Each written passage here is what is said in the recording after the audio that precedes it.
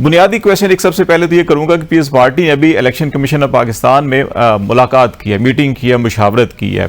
आपने जो इनपुट दिया वो प्रेस टॉक से भी हमें सामने नजर आ रहा है। क्या है आपको जो रिस्पांस नजर आ रहा है इलेक्शन कमीशन ऑफ पाकिस्तान में कि उनका मूड क्या है? क्या वो जो शेड्यूल दिया हुआ है कि दिसंबर वस्त तक जो है कि वो हल्का बंदियां करेंगे और उसके बाद जाके कहीं फरवरी मार्च में इलेक्शन होंगे, या आपको लगता है कि ये कुछ 90 दिन की तरफ या इसके अंदर कुछ चेंजेस हो सकती हैं?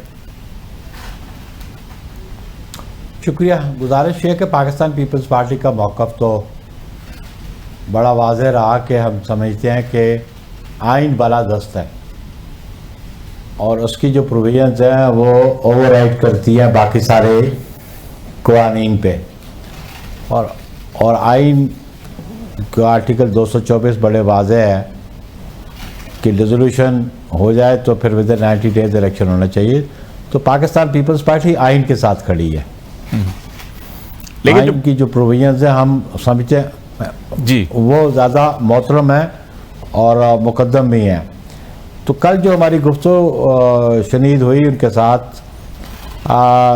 बिल्कुल हमारा डेलीगेशन था जिसमें मैं ख़ुद था, तो हमने इलेक्शन कमीशन को कहा कि आपका एक मौक़िफ़ डिलिमिटेशन के बारे में आ गया और उसका दूसरा पहलू भी है जो कॉन्स्टिट्यूशनल प्रोविजंस हैं, लेकिन हम इस पे आपसे डिबेट नहीं करते, इसलिए कि आपने एक ज़हन बना लिया, आपने एक मौक़िफ़ दे दिया, और क्योंकि अब मामला सब जुडिस भी है, मुख्तलिफ कोर्ट्स पे, लाहौर हाई कोर्ट में भी है, सुप्रीम कोर्ट में भी है, तो लेट्स सी कि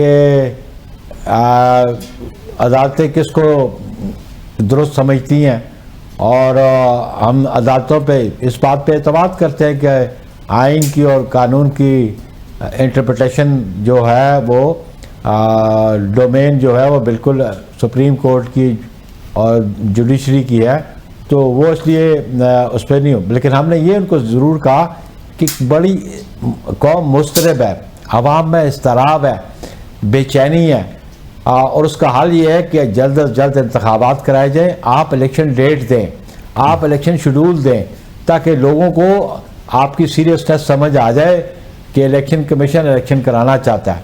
तो उन्होंने कहा जी हम इसको अपने इलेक्शन कमीशन की मीटिंग में हम डिस्कस करेंगे, फिर हम आपको रिस्पॉन्ड करेंगे कि हमें ये आपका मौक़िफ़ सुन लिया और इस पर हम इंटरनल मीटिंग करके आपको रिस्पॉन्ड करेंगे। तो आपको लगता है कोई हौसला अफजा रिस्पांस उनका होगा कि भी शेड्यूल में कमी हो सकती है, थोड़ा अर्ली हो सकता है, 90 दिन से थोड़ा आगे और फरवरी से थोड़ा सा पहले? देखिए हम समझते हैं कि आइन बहुत ही बालादस्त है सारे क़वानीन पे, उस पर अमल दरामद होना चाहिए, लेकिन जो आज सूरत हाल है मुल्क की, इससे निकला कैसे जा सकता है? केयर टेकर्स के पास तो कोई इख्तियार नहीं, और सेकेंडली वो आवाम को रिस्पॉन्सिबल नहीं है, आवाम को पॉलिटिकल पार्टीज जवाबदेह होती हैं, वो जवाबदेह है, और बिलखुसूस जो इंतखाबात के बाद गवर्नमेंट आएगी वो जवाबदेह होगी। तो इसलिए किसी को तो जवाबदेह ठहराना है ना। आज हम डिमांड कर रहे हैं, बिजली के बिल बहुत ज़्यादा है, पीपल्स पार्टी भी एहतजाज में अपनी तंजीमों को कहा शरीक हों, क्योंकि पीपल्स पार्टी का कार्बन भी इस मुल्क का बाशिंदा है, वो भी उतना ही ज़्यादा मुतासर है जितना कोई और शख्स मुतासर है। तो हम खुद एहतजाज में जा रहे हैं इसलिए कि ये बिजली के अलावा भी महंगाई आसमानों को छू रही है। मैं बुखारी साहब आते हैं, महंगाई की तरफ आते हैं, मैं थोड़ा सा एक क्वेश्चन जो लीगल है उसके ऊपर हम जरा बात कर लें, फिर इस तरफ भी आ रहा हूं मैं। ये जो तनाज़ा यहाँ से आपने कहा कि इलेक्शन कमीशन को तारीख ऐलान कर दें, तारीख ऐलान हो नहीं रही, अब आपकी इंटरप्रिटेशन क्या है? आप खुद सुप्रीम कोर्ट के वकील भी हैं और आप कानून साजी के अमल से भी उसको सुपरवाइज करते रहे हैं, आप एमएनए भी रहे हैं, चेयरमैन सेनेट भी रहे हैं, कानून साजी करते भी रहे हैं। जो आईन पाकिस्तान में सदर की पावर्स हैं इलेक्शन डेट देने की, दो जगहों के ऊपर नज़र आ रही हैं। 58(2) में नज़र आ रही हैं कि जब अदम एतमाद हो जाए और फिर किसी के पास अक्सरियत ना रहे तो सदर फिर जो है कि वो नए इलेक्शन की डेट देंगे, और फिर 48(5)(1) है कि जिसमें अगर प्राइम मिनिस्टर की एडवाइस के ऊपर असेंबली तहलील होती है तो फिर प्रेसिडेंट को डेट देनी है और वो 90 दिन के अंदर अंदर की डेट होनी चाहिए, तो कॉन्स्टिट्यूशन कहता है। लेकिन ये इलेक्शन एक्ट का जवाब बनाकर ये लॉ मिनिस्ट्री भी और ईसीपी भी कह रहा है कि नहीं जी अब सदर का इख्तियार खत्म हो गया, तो ये एक्ट के जरिए सदर का इख्तियार कैसे खत्म हो सकता है? नहीं भी दो बातें, खाली एक्ट की बात नहीं है। देखिए उसमें जो मैंने सुना अभी मीडिया से भी जो रिस्पॉन्ड किया मिनिस्ट्री ऑफ लॉ ने, उसमें रेफरेंस दिया कि ये रेजोल्यूशन हुई है आर्टिकल 58(2) के नीचे। आर्टिकल 48(5) भी बड़े वाज़ेह है और आर्टिकल 58(1) भी है। अब कंट्रोवर्सी चल पड़ी है बिटवीन इलेक्शन कमीशन और प्रेसिडेंसी और लॉ मिनिस्ट्री, और ये डिटरमिन सुप्रीम कोर्ट अब करेगी